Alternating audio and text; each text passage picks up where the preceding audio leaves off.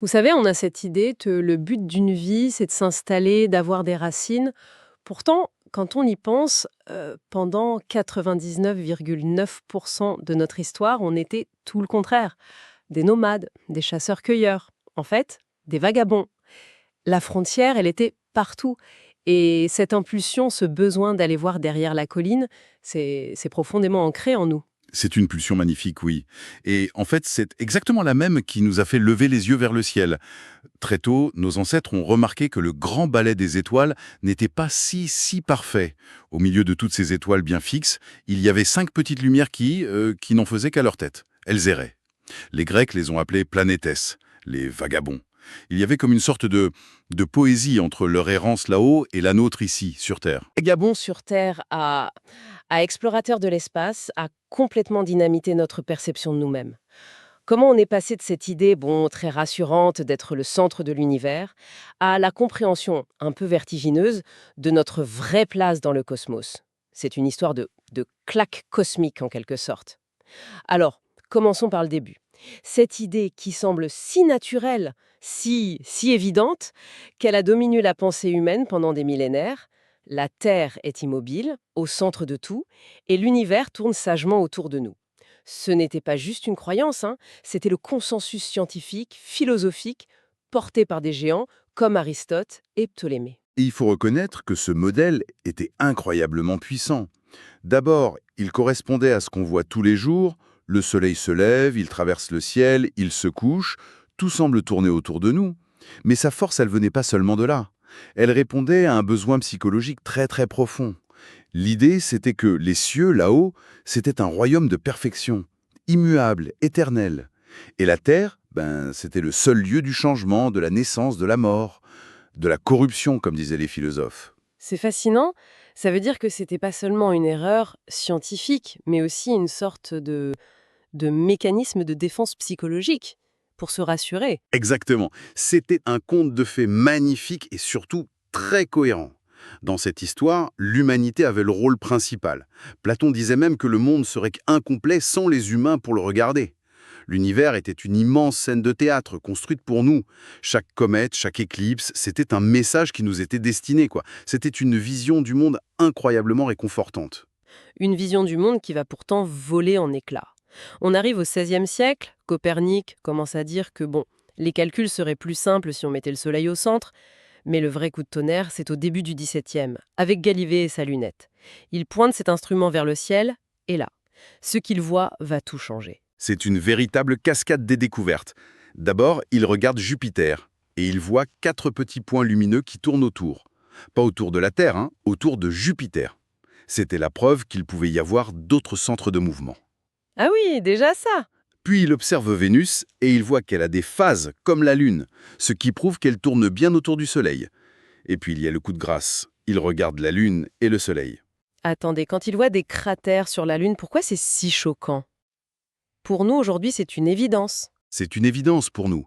Mais à l'époque, ça détruisait cette idée fondamentale d'un monde terrestre imparfait et de cieux parfaits. La doctrine d'Aristote disait que la Lune était une sphère lisse, parfaite, polie. Et voilà que Galilée y découvre des montagnes, des vallées, des imperfections. Elles ressemblaient terriblement à la Terre. Et pire encore, il observe des taches sur le Soleil. Le Soleil lui-même, l'astre divin, était souillé, changeant. Le royaume céleste n'était plus ce monde éthéré et parfait, c'était un monde comme le nôtre. J'imagine le séisme. Ce n'est pas juste une théorie qui est remise en cause, c'est toute la structure du monde qui s'effondre. On peut comprendre la résistance, non? Ça a dû être terrifiant. Absolument. La condamnation de Galilée par l'Église, ce n'était pas juste de l'obscurantisme. C'était la réaction de tout un système de pensée qui se sentait menacé dans ses fondations.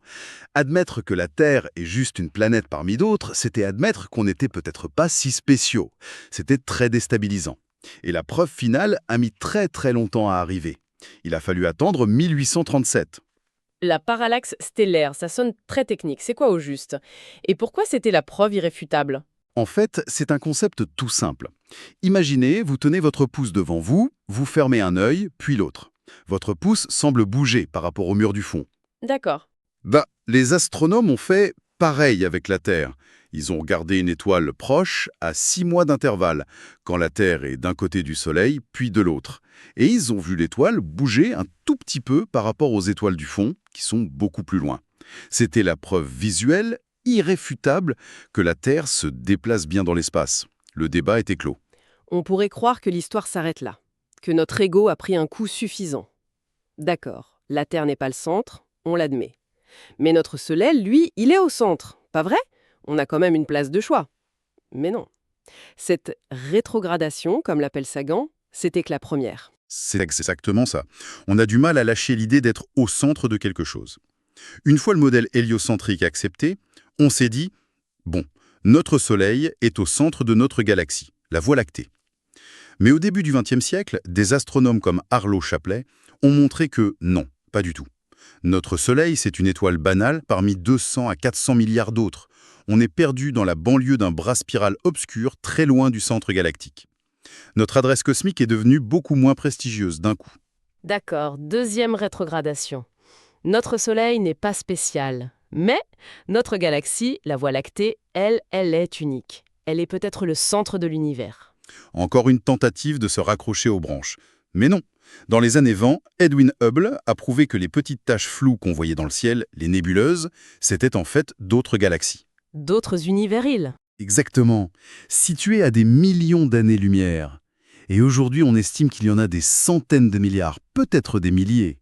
Notre galaxie n'est qu'une parmi une foule immense. Et pour couronner le tout, avec l'expansion de l'univers, on a compris qu'il n'y a pas de centre. L'expansion se produit partout en même temps. Il n'y a aucun point de vue privilégié. Chaque étape nous a rendu un peu plus ordinaire.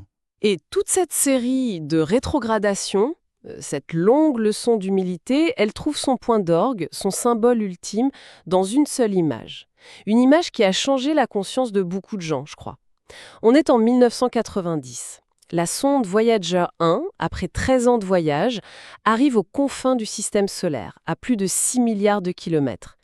Et là, sur une suggestion de Carl Sagan lui-même, elle se retourne pour prendre un dernier cliché de la maison. L'image qu'elle prend est aujourd'hui l'une des plus célèbres de l'histoire. On voit un fond noir, des rayons de lumière du soleil. Et dans un de ces rayons, un minuscule point de lumière. À peine un pixel. Ce point, c'est la Terre. On l'appelle le point bleu pâle, le pale blue dot. Sa couleur bleue vient de la lumière diffusée par nos océans, notre atmosphère. De cette distance, notre planète ne présente aucun intérêt particulier. C'est un grain de poussière solitaire dans la grande arène cosmique. Dizaines de fois. Et à chaque fois, l'effet est le même. Un mélange de vertige et d'une profonde tendresse. Sagan a eu ces mots magnifiques à son sujet. Regardez encore ce point. C'est ici. C'est notre foyer. C'est nous. Sur lui, tous ceux que vous aimez, tous ceux que vous connaissez, tous les êtres humains qui ont jamais existé ont vécu leur vie. Il dit chaque roi et chaque paysan, chaque saint et chaque pêcheur a vécu là, sur un grain de poussière suspendu dans un rayon de soleil. C'est bouleversant. Et ce qui est incroyable, c'est que cette photo a failli ne jamais être prise. La NASA craignait que pointer la caméra si près du Soleil ne l'endommage pour de bon, alors que la mission principale était terminée. Ah oui? Oui, c'est vraiment l'insistance de Sagan et de son équipe qui a permis de la prendre. Pour lui, la valeur scientifique était peut-être faible, mais la valeur pour la perspective humaine, elle était inestimable. Inestimable, c'est le mot. Parce que de ce point de vue, nos grandes guerres, nos frontières, nos certitudes, tout ça devient invisible, absurde. C'est la démonstration visuelle la plus puissante de notre contexte. Elle souligne notre solitude, notre fragilité. Comme le dit Sagan, il n'y a nulle part ailleurs où notre espèce pourrait migrer, du moins dans un avenir proche. Qu'on le veuille ou non, c'est ici qu'on doit faire face à nous-mêmes. C'est l'aboutissement de cette leçon d'humilité. C'est le point final. Il n'y a plus rien à rétrograder. On s'est convié sur une planète insignifiante d'une étoile quelconque, dans une galaxie banale, au milieu d'un univers dont on n'est en aucun cas le centre. Le conte de fées terminé. Alors, au final, qu'est-ce que ça veut dire? On a fait tout ce chemin de l'idée que l'univers était fait pour nous, à la prise de conscience qu'on est juste une fine pellicule de vie sur un obscur caillou. Dit comme ça peut sembler un peu décourageant. Voire déprimant. Tout ça pour ça, devenir une simple poussière. On peut le voir comme ça. Ou alors, on peut y voir autre chose. Sagan disait « La connaissance est préférable à l'ignorance. Mieux vaut de loin embrasser la vérité, même difficile, qu'un conte de fées rassurant. » Cette perspective, en fait, elle ne nous diminue pas. Au contraire, elle nous donne une liberté et une responsabilité immense. Si l'univers ne nous a pas créés dans un but précis, s'il n'y a pas de drame divin, ça veut dire qu'il n'y a pas de scénario écrit pour nous. Ce qui veut dire que c'est à nous de l'écrire. Précisément. Le sens de notre vie n'est dicté par personne, c'est à nous de le créer. Sur ce point bleu pâle, nous sommes les gardiens de la vie et de la conscience. Et cette conscience de notre petitesse et de notre isolement devrait paradoxalement nous unir, nous rendre plus précieux les uns pour les autres.